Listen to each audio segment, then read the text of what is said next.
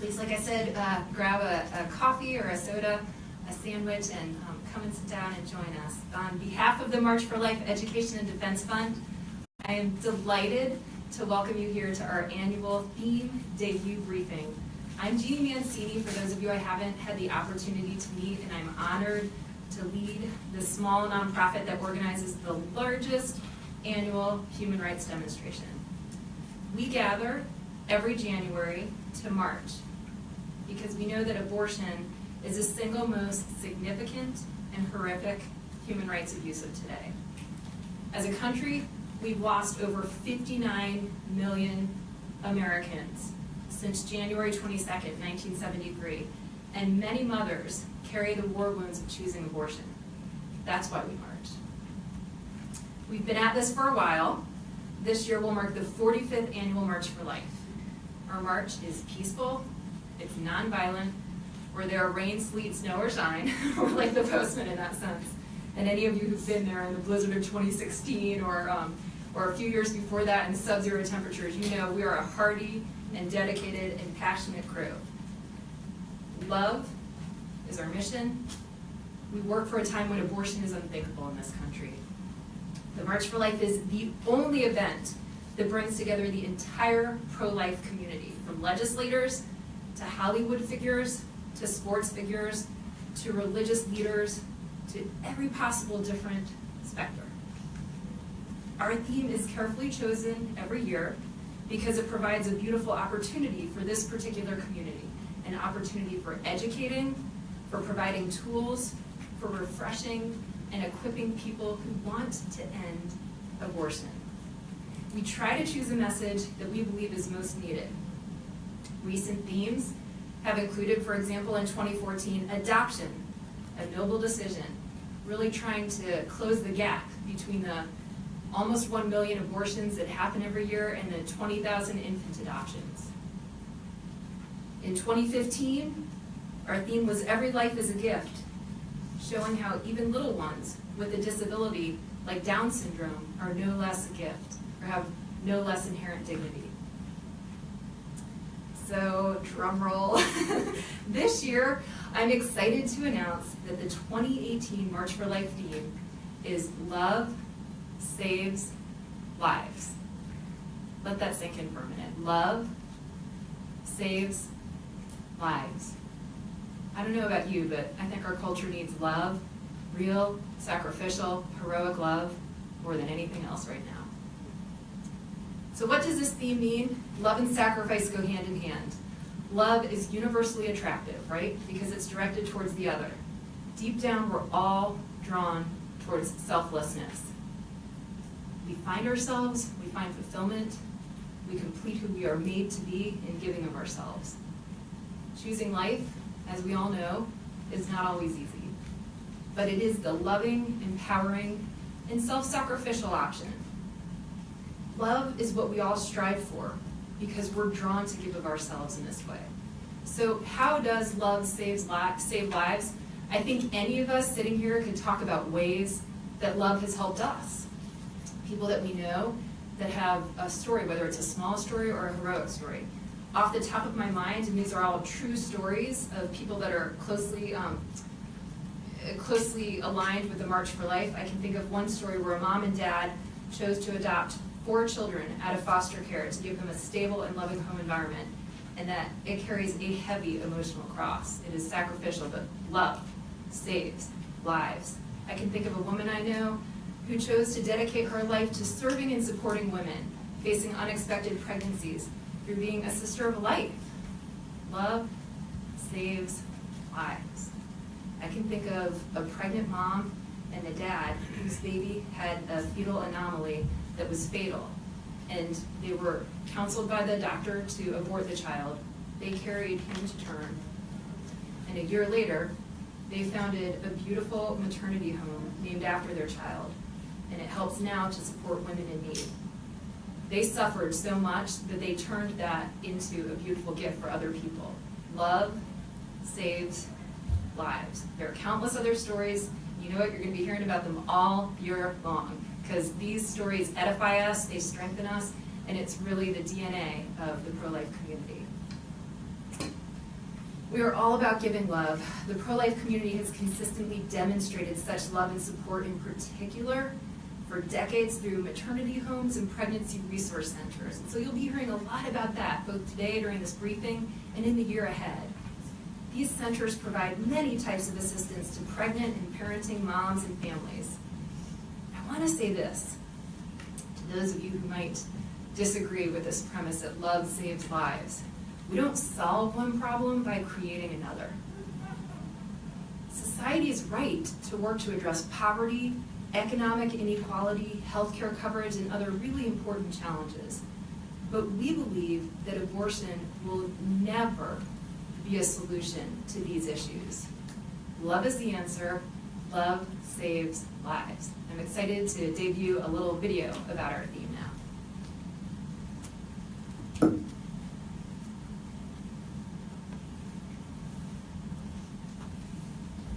She felt a little overwhelmed, but praise God.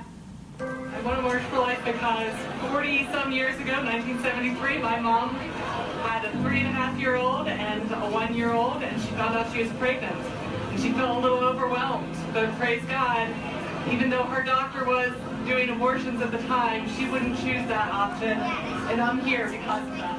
My fellow Americans, we cannot accept what might have been. We won't know what might have been when we allow an organization to convince our pregnant women that they have no choice but to abort the life and the potential within them. We cannot accept what might have been.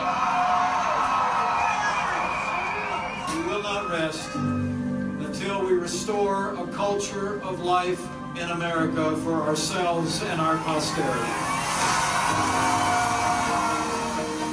We love babies, yes we do. We love babies, how about you? It doesn't matter what label you are, it doesn't matter how old you are, it doesn't matter what race, religion, everybody is important, and the concept of life is something that's universal.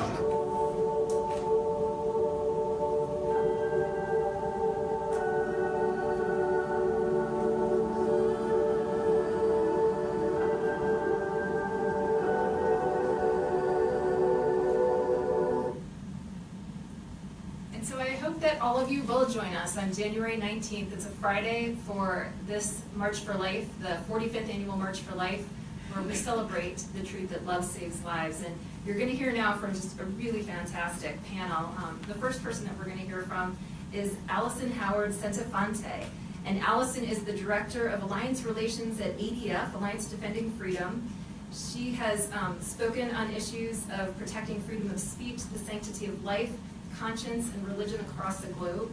She's been on Fox News, ABC, NPR, Christian Broadcasting Network, and many other media outlets. Allison began her career as a communications director of Concerned Women for America. She was also a founding member of the Young Women for America chapter at Liberty University in Lynchburg, where she graduated with honors. She was recently married, only in the last few months, and she's just got a wonderful story to share with us. So, thank you, Jenny. And thank you all for being here. Thank you to the media for being here. Looking back at that video, it just reminded me how much fun last year's march was. For anyone that was there, you know when Vice President Pence comes to town, he really makes things lively and hard to get into. But we all did eventually, and it was an honor. He is welcome. Anyone is welcome anytime. As Jeannie said, I'm Allison Howard. I just want to thank Representative Black for hosting this and giving us this room, Jeannie and Bethany and her team for this amazing opportunity to stand for something so positive and so good and so loving in a week where we saw such violence. The world has too much violence in it, and this is something that shows that we are loving at our core, and we can and we will do better. I know firsthand that love saves lives. It saved my own father's life, and therefore, it saved mine. My father, who I adore, was left in a hotel room when he was a baby. I found this out when I was 8 years old, and I was digging through his truck, probably looking for snacks, and found a small photo of two people I had never seen holding an infant. It was black and white, and I asked my dad who it was.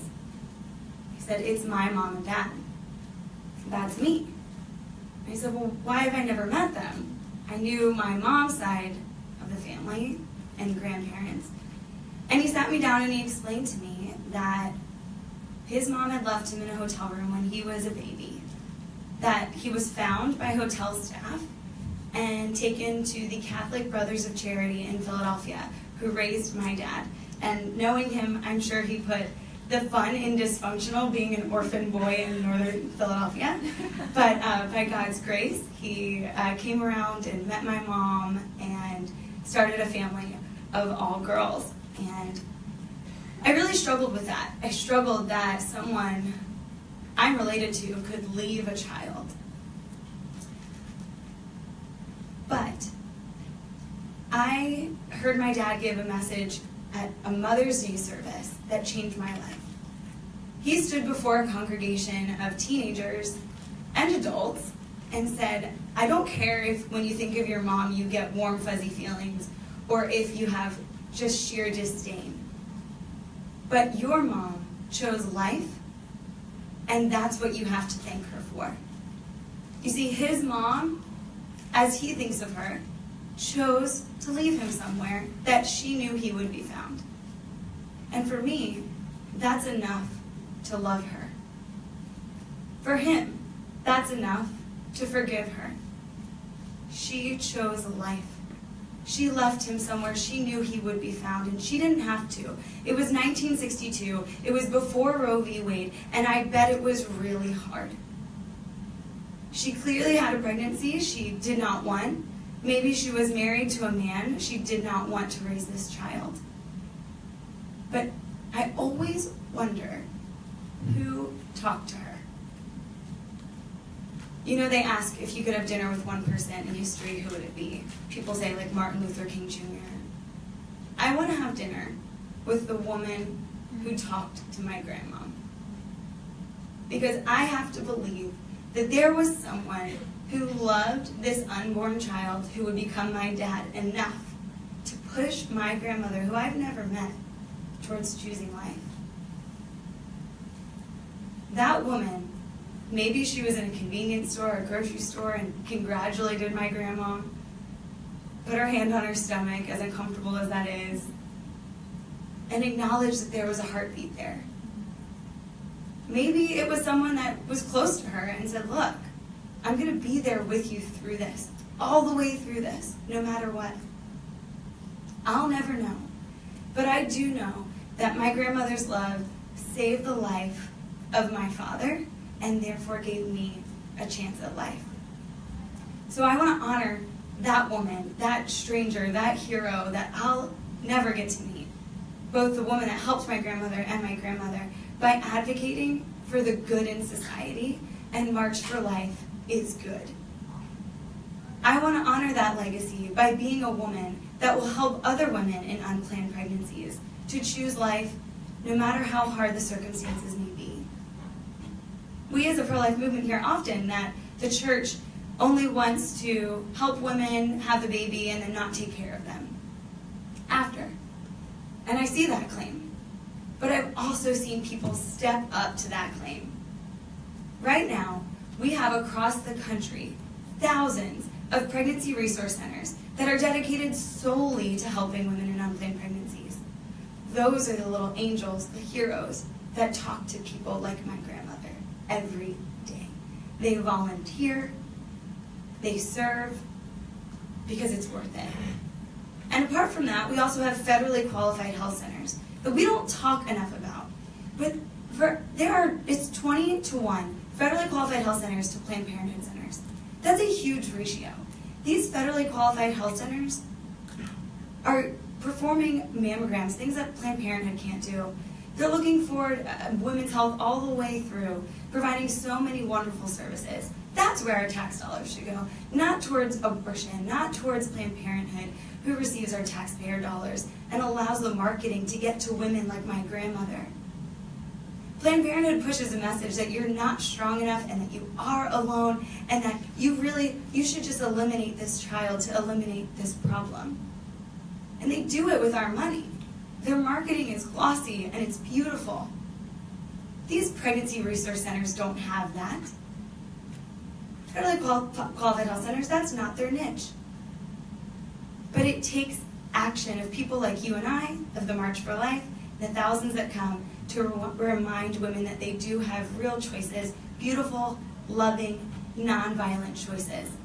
So I thank you all for being here, and I encourage you, if you're interested or if you're watching online, to go to getyourcare.org, a website that will show you every location of these federally qualified health centers and allow you to find a pregnancy resource center in your area. Thank you to everyone here today for what you do to take care of women like my grandmother and therefore women like me in the future. Thank you.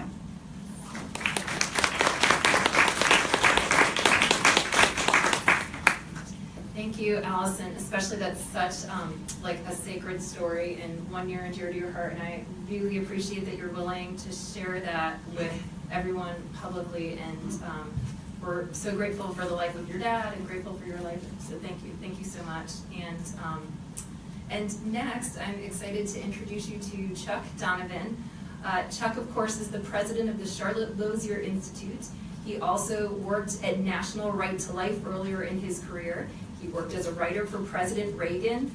He also helped lead Family Research Council for nearly two decades, as well as worked as a senior fellow in religion and civil society at the Heritage Foundation. Chuck's also an author. He's played key roles in the development of public policy regarding public financing of abortion, compassionate alternatives to abortion, the child tax credit, marriage penalty, relief, and rights of conscience. Chuck has been on Fox, BBC, NPR, EWTN, CBN, and his articles have appeared in the Wall Street Journal, the New York Times, Washington Post, the Washington Times, and I could go on and on and on and on, but I think I'll save my breath because you'd rather hear from Chuck. A native of Louisville, Kentucky, Chuck grew up in Cincinnati, and he and his wife Meg reside in Virginia. They have 2 daughters and 2 sons.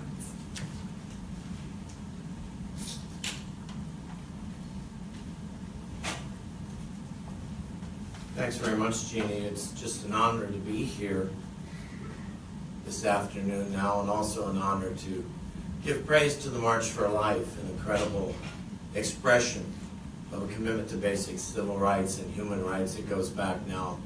What's the anniversary now for the March? 45th. I wanted to get that exactly right.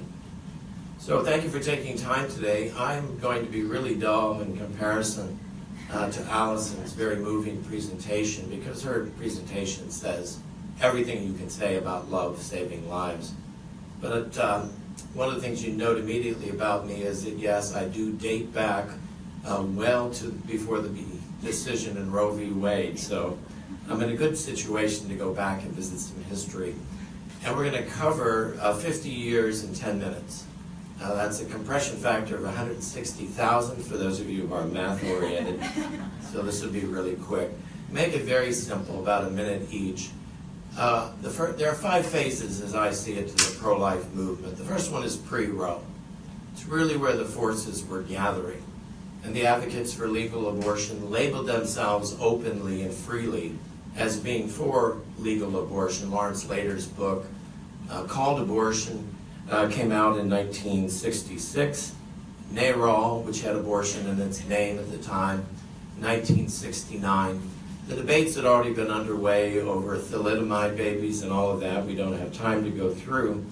Pro-lifers were mostly people who resisted legal change, but they were just beginning to get their act together. But even at the earliest stages of pro-life, providing alternatives to abortion was a constant theme. You may not know it, but National Right to Life Committee was founded in 1967. Birthright, the first pregnancy center network, was founded in Canada in 1968. And then Alternatives to Abortion International no longer exists, has a new name, was founded in 1972. And of course, Toledo, Ohio. I'm from Cincinnati, so we boost Ohio whenever we can. But the point is, from the beginning, the pro-life movement had policy wings, legal wings, and it did have a service wing. But I think it's fair to say that the service wing was not the largest part of the pro-life movement early on.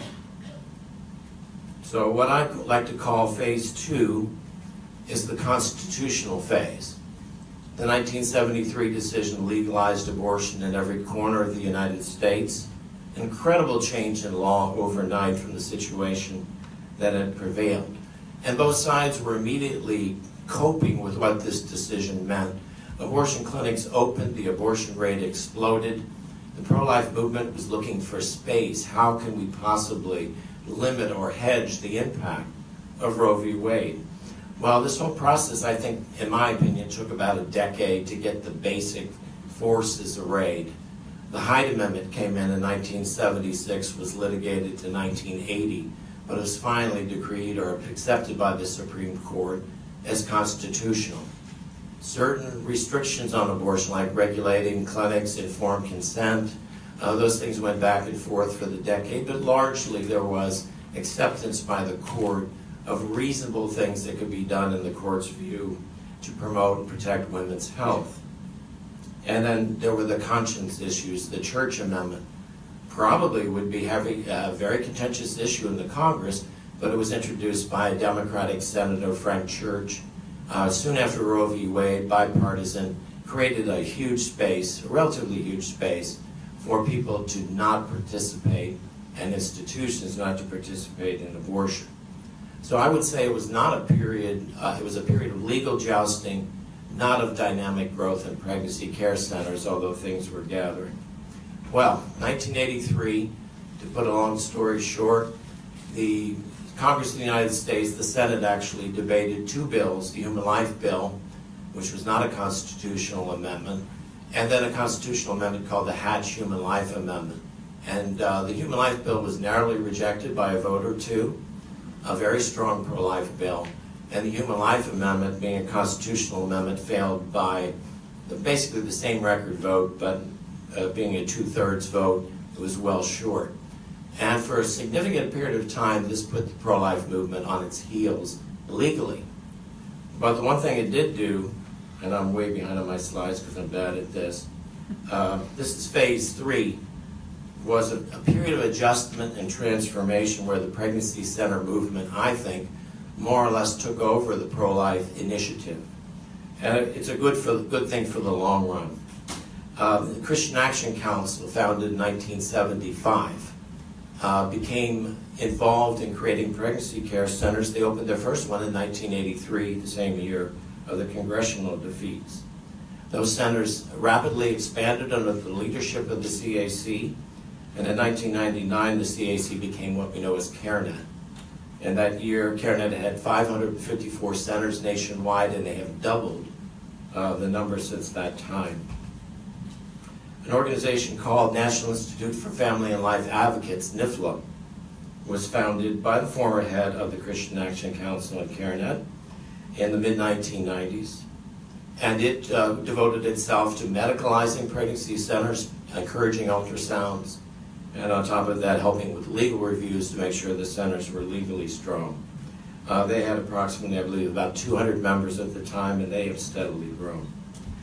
Also, Alternatives to Abortion International, nobody knows the phrase now, but it became Heartbeat International in the mid-1990s and came under the leadership of Dr. Peggy Hartshorn and today Jorel Godsey.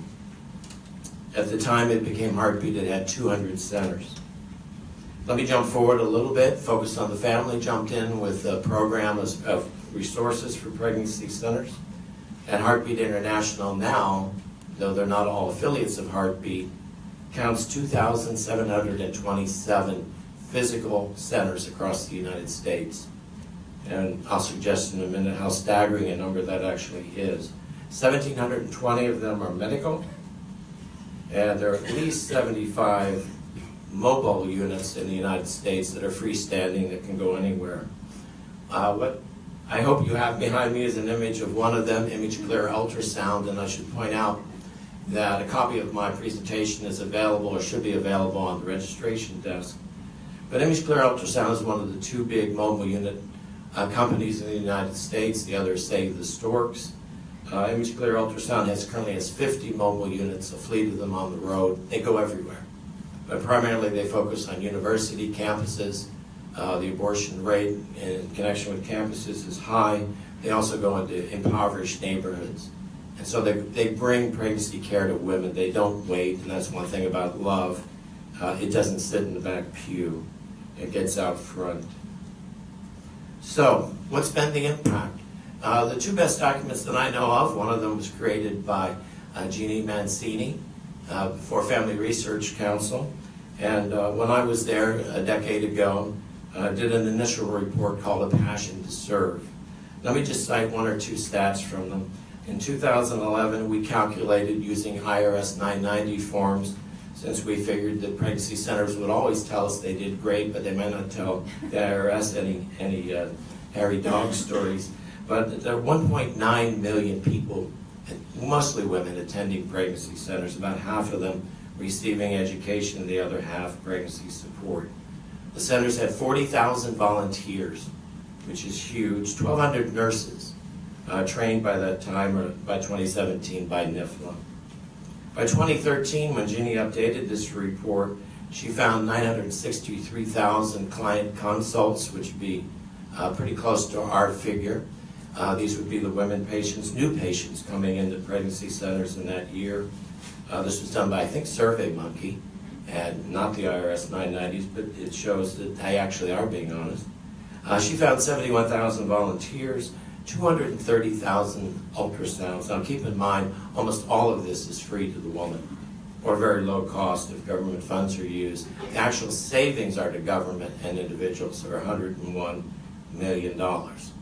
So what about now? Well, I have to admit the limitations of our study because it was done last week and with a bit of speed. But Charlotte Lozier Institute did a random sample of pregnancy care centers last week throughout the largest ones and the smallest ones. We did all the stats things that you do. The mean revenue that we found for our sample of 147 centers is $265,000. If you estimate annual total revenue for 2,727 centers, you get the revenue coming into pregnancy care centers of $723 million. Now, I think that may be high because we're sampling method. It could be as low as $600 million, but that is higher private income than Planned Parenthood generates from its donors. It's 3 times the income the March for Dimes receives. So when you get the impression from some who attack pregnancy centers that these centers are somehow small, remote, unprofessional, tiny enterprises, this is a total misimpression. And the Supreme Court needs to free these centers to do their work. They are, in fact, incredible social movements, mostly professionally run with volunteer help of high quality, and they are endless in their compassion for women. So, you'll probably notice I skipped over phases 4 and 5. We won't discuss phase 4 much, but because that's the return to the legislative arena, enabled by the partial birth abortion debate, and now hundreds of new statutes passed by state legislatures, and later today we'll have a vote on something significant. Number 5, where this all comes together, is the women leadership of pro-life. Now, I've personally witnessed, not only working with Jeannie, but with many others, that the pro-life leadership historically has been female-led. This is not something the feminist movement or radical feminists want to acknowledge, but pro-life is a very feminist activity. And today, the biggest transformation I've seen in my antediluvian career in pro-life is that the debates in Congress are finally managed by the women elected members of Congress who have arrived in significant numbers. In 2015, the entire debate was managed from the chair in the House of Representatives all the way through the debate. One of them, fitting our theme today, is Representative Mia Love, who gave a fantastic speech. You can find it on YouTube. She came to the floor. She was going to sit and watch the debate. Instead, she went to the speaker's rostrum and said, "I didn't intend to speak, but I have to say this." And what she said is the loving answer to an unwanted pregnancy is support from others, encouragement from others, the care of others, love saving life. And today when the Congress deals with just a tiny portion of these babies, somewhere between 12 and 18,000 babies who could be preserved and protected at 20 weeks, women like Mia Love and others will be standing up to say that love does save lives, and that's our task today, to save as many as possible. despite the doom and gloom of the era in which we live. Thank you.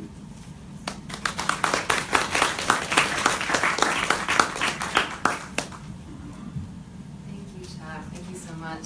And if anyone knows what antediluvian actually means, you get an extra cookie. Okay, this is absolutely totally teed up for our final speaker, Susan Gallucci, who I'm so excited to introduce you to. She's a licensed clinical social worker and the executive director of the Northwest Center here in Washington, D.C., and has been so since 2006. And sometimes those jobs can be so tough that they have a very high turnover rate, and they are abundantly blessed to have had Susan since 2006. In this capacity, she directs the Maternity Home, a transitional housing program for homeless pregnant women that build upon the work of the Northwest Center's Pregnancy Center program in providing life-affirming options for women facing an unplanned pregnancy. Susan volunteered at the Northwest Center while she was an undergrad student studying psychology at Georgetown. And then that was followed by a year in the Jesuit Volunteer Corps. We have both of those things in common, psychology and the Jesuit Volunteer Corps after college. After earning a master's degree in social work from Catholic University, Susan then worked for Montgomery County, Maryland's Child Welfare Services for 6 years, where she investigated child abuse and neglect and frequently testified as an expert witness. She's currently a member of the Dean's Council at the Catholic University's National Catholic School of Social Service. And in 2016, she was named Catholic Social Worker of the Year by the Catholic Social Workers National Association. She's quite a gal. So let me introduce you to Susan Gallucci.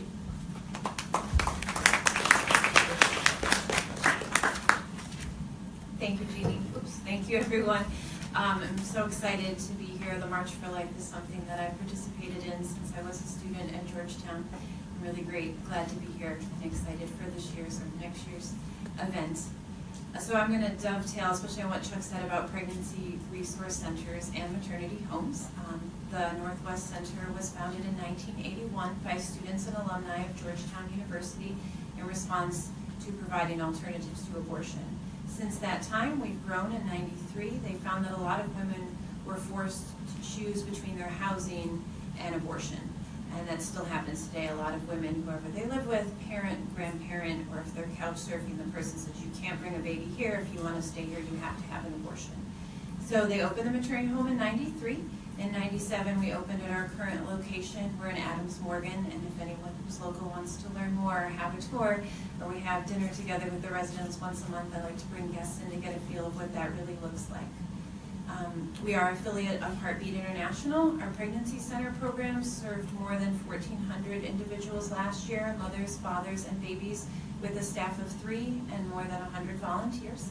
I myself am a clinical social worker. My coworker who runs the pregnancy center is also a social worker, so we try to bring a great degree of professionalism to the work there. It's anything from taking a pregnancy test to providing material support, emotional support, connecting them with resources such as diapers, baby clothing, but also to daycare, to housing, to insurance, talking about healthy relationships, talking about parenting, pretty much the whole gamut. To illuminate a little better what we do, I'll give you an example of a woman I've worked with in the Pregnancy Center program for several years now. She's come in with unplanned pregnancies, has had some miscarriages, has had a few babies, and just last week she had her 3rd child, and she called. I talked to her the day before. She said, "Can you pick me up from the hospital?" So I picked her up and was so grateful to see that, because when she first came to me and I already had a relationship with her, she had her head down and she wasn't talking for about 5 or 10 minutes and was just so incredibly distraught, had done a home pregnancy test. We did another test and just tried to give her that space to listen and to be empathic, to hear what she was going through. And I knew what a lot of her obstacles were, and here she was facing them again. So I went with her to a lot of her prenatal appointments, again, because I knew her so well, really talked about things she had said to me before about having an unplanned pregnancy, about the challenges of being a single mom. And she had a lot of health problems and made it through that pregnancy. And so I took her home from the hospital on Thursday with a swing and diapers and formula and baby clothes, and called her on Friday to check in. And she said to me, "Thank you, Susan. Thank you for when I came in for my pregnancy test, that you didn't judge me and that you were there to help me see me through this pregnancy." And it was a good reminder for everyone, talking with a woman with an unplanned pregnancy, like Allison talked about how important that is. A lot of the women I feel so judged. No matter, I think, their socioeconomic status, they feel very judged when they have an unplanned pregnancy. And so thinking about stepping back and just listening and showing care and concern regardless of what you think about her situation. The maternity home, they vary from what the format and the model can look like. We're a townhouse. We house 4 women as well as a live-in staff. I love that it's so small because it can really meet the women where they are. So some may need help with meal planning, some may need help, they all need help with babysitting. Some may need help with childcare. I have one, I had forgotten this, and she reminded me last year, was in college and was struggling with depression, and should she go or not. I knew she missed the bus to school, and I knocked on her door. It was in the afternoon, and I said, get up, you're going to class. If I drive you, you're gonna get there in time. And she got there, and I always remind her, and she's gonna graduate in December. I always say, I'm gonna be at your graduation. Even if I don't have a ticket, I'm gonna stand outside because you have made it through. So really meeting the women where they are, because we're really small and we don't receive government funding, we can be really flexible. There was a young woman I'm still working with, when she was pregnant, she suffered severe domestic violence. It made the nightly news. And she thankfully survived, as well as her unborn child. So she went to a shelter, and she worked the night shift. And if you're at a shelter, most of the time you can't work the night shift because you have to be in. And she was so determined to remain independent. She was also a college student. So she found us, she moved in, she could work the night shift. That wasn't a problem. Delivered the baby. She worked up until a week before she gave birth, continued her college education. When she moved out, I can still offer them support. Her daughter's almost 4. I'm picking her up from daycare today. Saw them yesterday. I've been able to be there throughout, getting scholarships, dealing with relationship issues, basically whatever they need. And it's really, love does save lives, and we're part of family, because people who have children need family and need support. Again, whether it's to pick up my child from daycare, or to babysit, or to give me a break, or to help with parenting, or to bring me a meal, or to listen. That's what they need. And we're so grateful for all of our volunteers, all of our supporters, that we're able to do that and really effectuate change. I have a lot of women, they can stay in the home 18 months from the time they enter. I can extend it, again, because we don't have the government funding, we have some flexibility. But I have a lot with 3-year-olds and 3.5-year-olds who've been coming back a lot for support, which is great, because I love to see how they've grown. Really proud of them and all they've accomplished, and I love to be part of that village. I think it truly does take a village, and no matter where people stand on that issue, looking at how can we help people rise out of poverty, how can we help people become the best parent that they can be. And again, I think without judgment, with love, with care, and trying to look at what might people need. The other great thing about maternity homes is there's support for each other. So they babysit for each other. We're right next to the grocery store. They run to the grocery store for each other. They say, hey, I found out about this resource, or it's the middle of the night when with a newborn, can help one with a 3-month-old and say, hey, this is what I did. So providing that support, that community, as the March for Life does as well. That's a one-day event, but seeing the enthusiasm of all the young people, of the people there who really believe in the sanctity and dignity of all human life, from conception to natural death, and being able to live that out every day is truly a blessing. So thank you.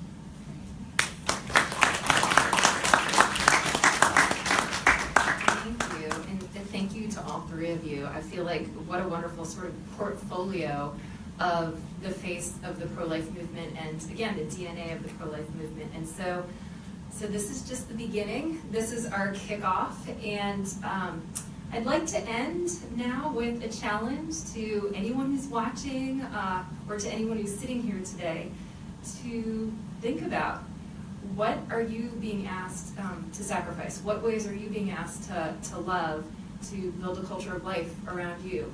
Because our culture is only going to change when each of us fully respond to that. And I think we can all agree that we're at a moment in our culture where we desperately need love. And so I ask you to consider how you can change lives. Love saves lives. Thank you. And all of us will be around for questions or for media interviews after. Thank you very much.